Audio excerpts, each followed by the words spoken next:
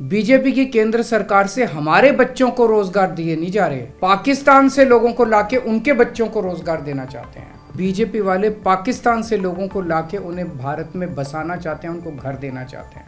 हमारे रोजगार उनके बच्चों को देना चाहते हैं, हमारे हक के घर उनमें पाकिस्तानियों को बसाना चाहते हैं। जैसे ही भारत के दरवाजे खुलेंगे, इन 3 देशों से भारी भीड़ हमारे भारत में आ जाएगी। तो कौन देगा इनको रोजगार? कहां बसाओगे इनको?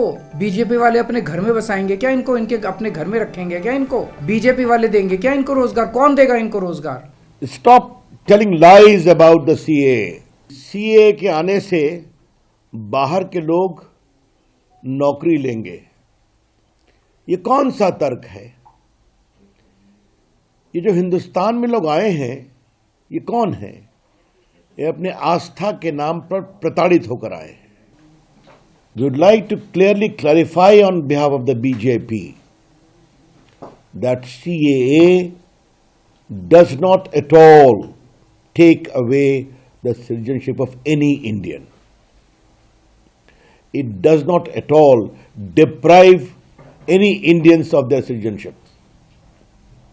It's only and only related to those who have been victims of persecution because of their faith and were forced to flee away from Pakistan, from Afghanistan and from Bangladesh. So India as a country imbued by its civilizational heritage and constitutional obligation has given them this protection under CAA. I would urge the parties also of South India, particularly in Kerala and Tamil Nadu, please stop spreading hatred based upon falsehood.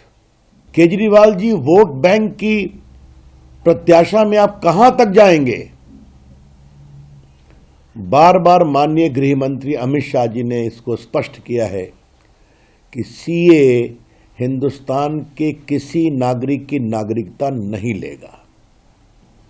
CA कानून का हिंदुस्तान के किसी भी नागरिक के बारे में कोई संबंध नहीं है।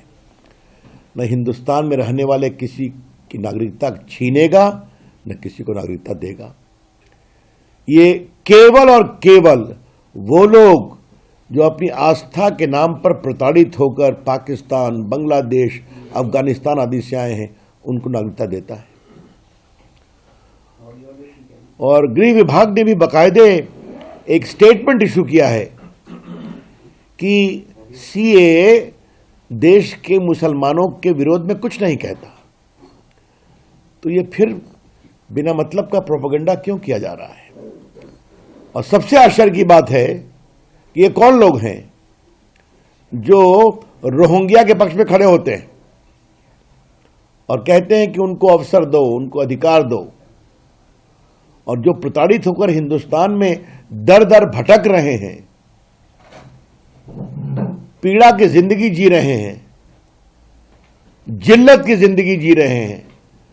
आज भारत ने जब उनके लिए कोशिश की है, नरेंद्र मोदी जी की सरकार ने, माननीय गृह मंत्री अमित शाह जी ने, तो उसको लेकर इस तरह की बातें कही जा रही हैं। यह बहुत दुर्भाग्यपूर्ण है। सीए के नाम पर सांप्रदायिक उन्माद फैलाने वालों से मैं एक ही बात कहना चाहूंगा, कृपया करके झूठ का व्यापार करना बंद करें।